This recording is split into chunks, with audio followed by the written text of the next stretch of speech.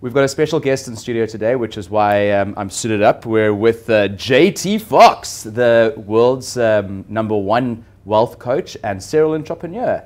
JT, welcome to News 24. Well, we actually now look alike now. So before I thought you did your interview in your t-shirt and your gym shorts, and now for you to dress up, it's an honor because this may be the first time. Well, there's an exception, but I don't have a JT Fox tie. So tie or suit or anything like that, but I'm going to fix that next time. Is that a Woolworth tie? Flip it around. No, Flip it around. I think Let's what's that? Fiorozzi at Italy's. That's where you get that's your even worse, right? That's where you get your pizza, that's right? Even, that's where even you worse, get your pizza. Right? So when you buy pizza, they give you a tie. So in South Africa, there's been an issue around visas and the tourism trade of South Africa. Now, you probably know a lot about entrepreneurship, and tourism is a big trade in the country, especially for entrepreneurs.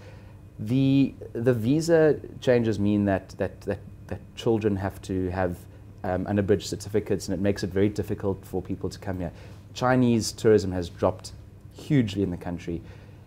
Do you know much about this, and what would you say? Yeah, I mean, it's crazy because it's just like business and anything. When you're an entrepreneur or in general, you have to incentivize people to do things. You know, you have 25% unemployment in this country, unofficial. It's probably even higher. So this country right now, mining is stalling. Foreign companies don't really want to build down here. And in theory, we have the land, you have the labor, but everyone's afraid of strikes. Control and exchange, hard to get money in and out. That's difficult. Now you're adding a visa problem. So people are like, what gives? Why? And this is, I've said this a million times, this is a third world country with first-rate people. Let's just be clear about that. Yeah. I can put you anywhere in the world and people are like, wow, he's so advanced. And people think of third world country with people with things on their head, walking or extreme poverty, which there is in this country, obviously. But you need to incentivize. So if you went to entrepreneurs and said, listen, if you hire 5 people, we'll give you a tax incentive. Then people, entrepreneurs, small businesses, is what made America what it is in many countries in the world, driven by small business incentive. Make it difficult for people to travel, and they're just going to go somewhere else. The aggravation, just like many South Africans, just to get out of here. I don't know if this is the South Africans say it's hard for us to get out of here, therefore it's going to be hard for you. So maybe that's why they made it so difficult, but it's crazy because I do a lot of business all over the world, 31 plus countries, including China. And you're right, Chinese people are like, I don't want to go. I don't want the aggravation of having to get a visa. So they'll go to Thailand or they'll go in other parts of the world where there is not that restriction. So when you make it difficult, so how is this country as a GDP supposed to grow? Mining is stalling. Yeah. There's a lot of strikes. Tourism, which is what it's known for around the world, you're stalling that. So where's it going to come? Where's the growth going to come? And no, we need to incentivize foreign corporations to come here.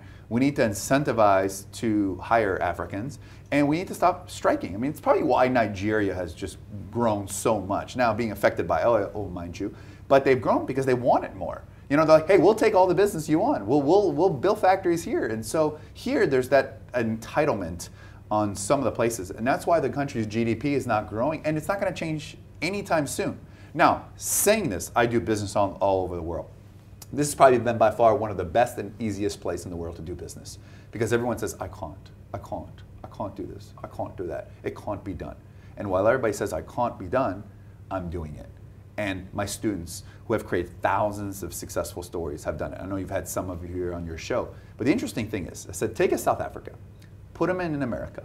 And I've brought them to my events with Schwarzenegger, Pacino, Stallone, Jack Welch, former COG. You put them in an environment with some of the best entrepreneurs in the world, right? And the South African, after 3 days or 4 days, starts believing, comes back here, and all those limiting beliefs that is preventing them from taking their life and their business to the next level, they go away.